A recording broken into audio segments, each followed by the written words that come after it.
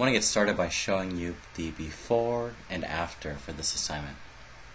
Here's the before. This is the flashlight guide. You will not want to double click on this and open it. I'm going to open it just to show you what it is. This is before. This is a flashlight body. It's simply an idea of the guts of a flashlight. Go ahead and close that.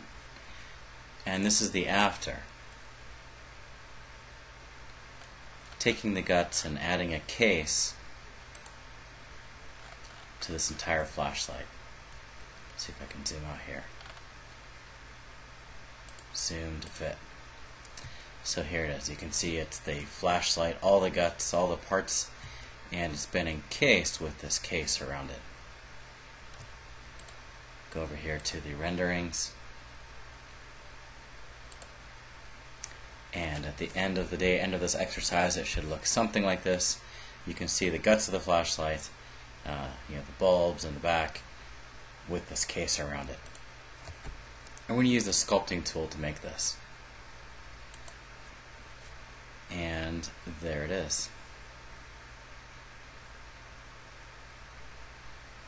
Now I can come back and save this guy. Save. And I can come back and start to create the sculpted form that creates the body of this flashlight. I'll give you a couple tips for this. We're going to do two parts, a cylinder and then a box. So I'm going to start off with the cylinder. So under Create,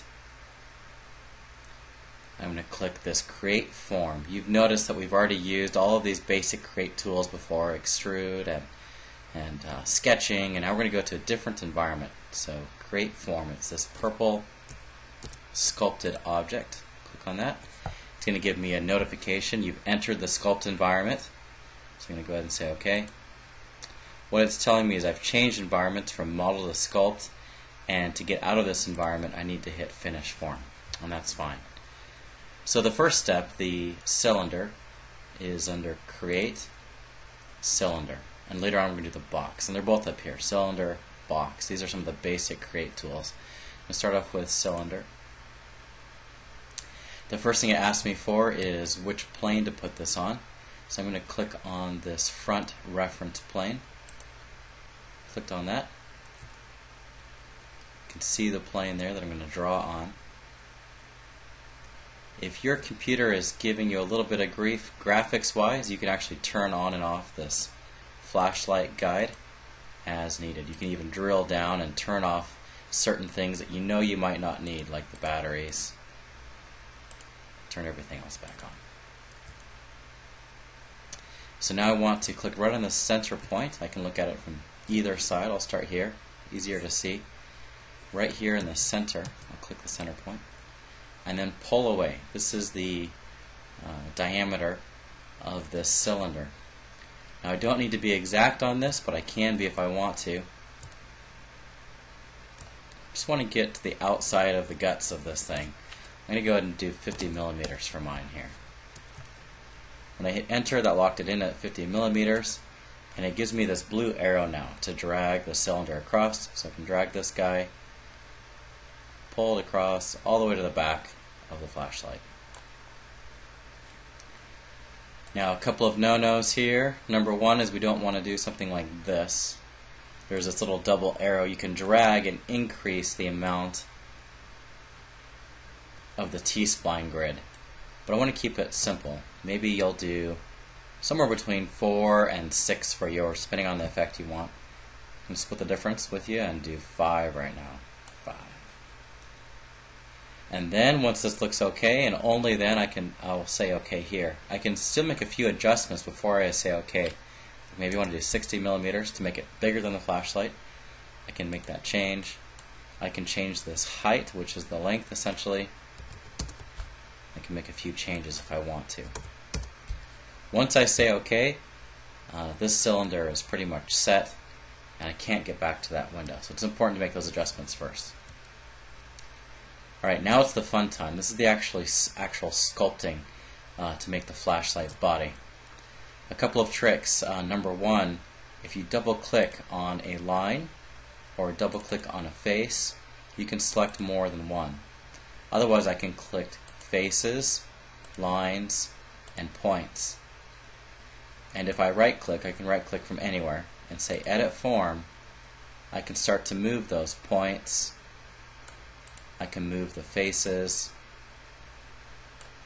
and I can move these lines. It's a matter of dragging things around to get the shape I want.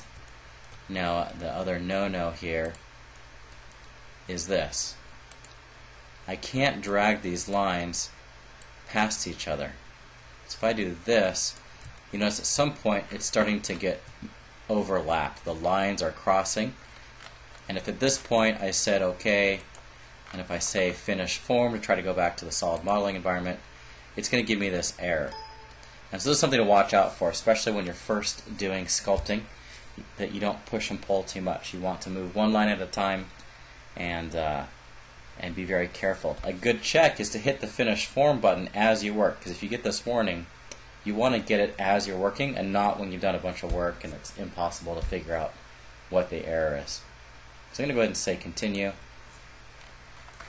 It's got that warning, so if I go back and hit undo, I'm back in my sculpt environment, and I can undo a couple times to get back to a cleaner object, and undo, undo, here we are. So I'll show you how I'm going to do it, but again, you guys are free to make this body however you'd like, ribbed or undulating or solid scoop. So you'll notice I'm going to double click here to get an entire line. When I right click and say edit form, I get this gizmo or widget. It's a chance to do all of the sculpting commands in one. So the arrows move along axes. These white boxes here move planar, so that moves this whole thing planar. Arrows move along axes. The thin lines, those will scale, and these big circular pieces will rotate. And one other trick, if I hold Alt, the Alt key on my keyboard, Alt, and then move, I can actually add lines, add resolution to this shape. So you can see here I'm adding a bunch of segments by holding Alt on my keyboard and then moving. Undo that again. I'm going to keep this a little bit simpler. So I'll take a quick stab here. One thing I can do, I can line up the front of this with the front of my flashlight. So changing the views can really help. I can move this here till it is right at the front. I can go to the front view, and I can scale that down till it matches the body. So now it's hunkered right down onto that flashlight.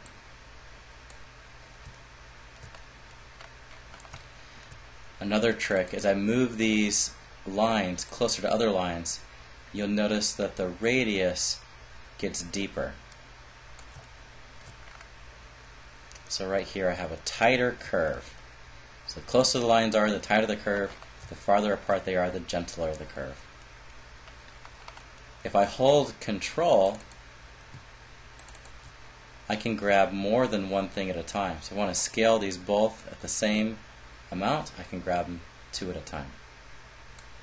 One thing to notice in the sculpt environment, if I move a line, it affects the line next to it, but not the third line. That one stays put.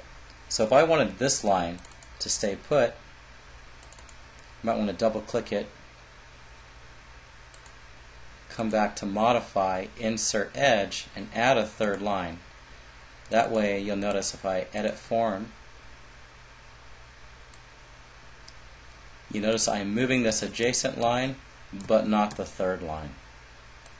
And that's how that works. It's never going to move that third line, so it's going to stay put. It's just the line you've got selected, and the line next to it are the only two affected.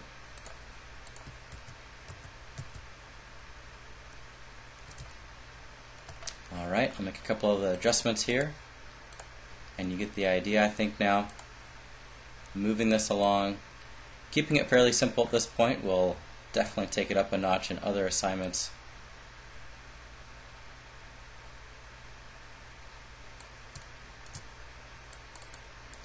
Again, I'm taking advantage of the closer these are together,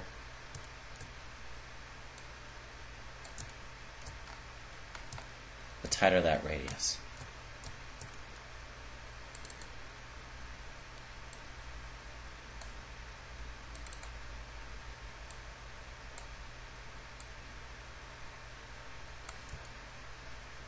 Alright, I'm going to call that good on this flashlight body. Maybe I'll grab these two lines as my last move and minimize these. Double click, control, double click. The dot in the middle scales in all dimensions. Drag that down and say okay. I'm going to turn my batteries back on to make sure I haven't gone past those. Battery. Looks like I'm okay. Alright, once I've got that and I've got the shape and it's covering the front and back of the flashlight, go ahead and say Finish Form. And now I'm back in solid modeling mode. I can right click and I can say Appearance, and I can add in a material. You can pick whatever you'd like. I'm going to go ahead and do a plastic on the last one. I'll do an opaque this time. Drag and drop. There it is. Alright, so it's a good time to save. I'm going to go back and add in another sculpted body. So there are two bodies for this assignment. One is the cylinder, second one is the box. So sculpt, enter that mode, click on the box or create box. Now last time I clicked on the front plane, this time I want to click on the vertical plane that divides the flashlight right down the middle. So this plane right here, click on that. Now I can make a box along the top of this flashlight. Now it's depending on what my settings are, 2-point or center. If I start and change this 2-point, I can click on the left side and then the right side to make this box. So there it is.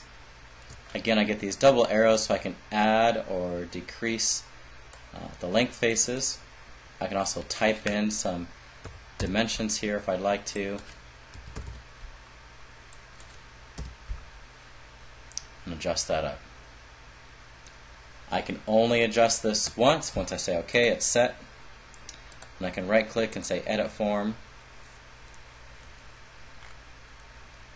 I'll double click these guys. Double click to move them down.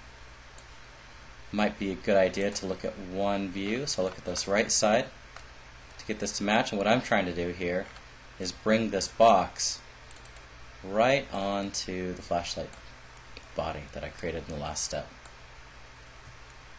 These ends can be a little bit tricky, so you want to make sure you select the whole thing. Look at both sides. You don't want to only grab the front or back. So look at the whole thing. For this assignment, it's okay if you overlap a little bit on your parts. Look at some other methods to dealing with that later. Again, double clicking to grab a whole ring.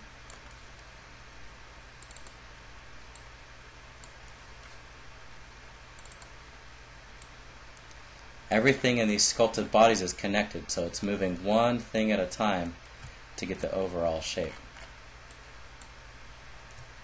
Alright, so I can about call it here.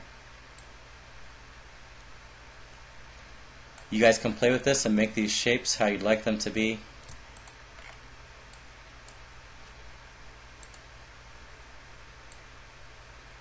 And let that connect right there. Say OK. So there it is, a nice clean rib. Now of course there are things that you all can do. You can start to rotate things and you can start to manipulate certain scales. So maybe this gets wider in the center and narrower on the edges. So I'll do that for this example. And make sure, of course, it connects to the body. And say OK. Once I've got it, I can say Finish Form. And there it is. I can right click and I can add an appearance material, drag and drop. And now I want to create a circular pattern. So create pattern, circular pattern. Click on this rib we've created. Make sure it's selected to pattern bodies. Otherwise, if pattern faces, it's not going to give you the result you want. Select the axis, or around to the front. I want to grab this axis right here in the middle, and then pick a number for how many that's going to be, and say OK. Alright, again, another time, good to save. Save away. Last but not least, create a rendering. Just go into your rendering environment. You can add you might notice from your earlier saves, you'll have the flashlight body, or I'm sorry, the flashlight guts in there. Those are all set up with the batteries and all the parts. This guy. And you can do an environment here. So I'm going to go ahead and drop an environment in. Play with the other settings. You can adjust the materials. You can make this solid, or you can make it translucent, or even transparent. So you can have fun with this. And that's it. So go ahead and have fun with this assignment. Hope it's a lot of fun for you. Play with those T-spline bodies. Make a rendering. You can do an in-canvas render, so you can watch this render in the background until we finish up. Play with the materials. Make the flashlight personal. Make it yours. And have fun. Thanks so much.